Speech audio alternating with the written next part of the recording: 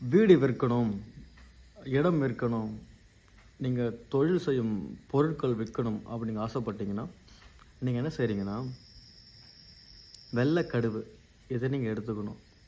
பிறகு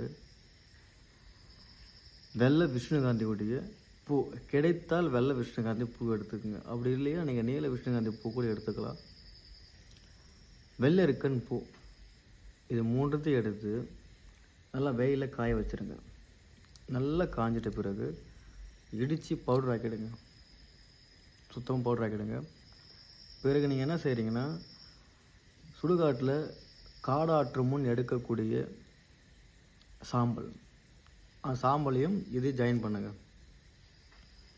ஜாயின் பண்ணிவிட்டு நீங்கள் என்ன செய்கிறீங்கன்னா, சாமலா மந்திரத்தை நீங்கள் சொல்லி இந்த விபூதி எடுத்துன்னு போயிட்டு ஒரு வேப்ப எண்ணெயிலையோ அல்லது நெய்யிலையோ லைட்டாக கலந்து இந்த வீடு விற்கணும், இந்த இடம் இவங்களை விட்டு கை மாறி போகணும் அப்படின்னு சொல்லிட்டு ஒரு ஆணி மேலே தடவி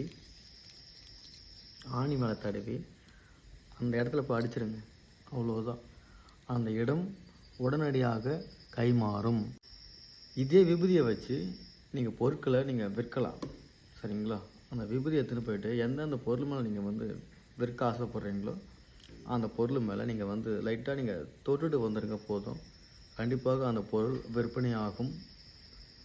கண்டிப்பாக செய்து பாருங்கள். சரிங்களா? நன்றி.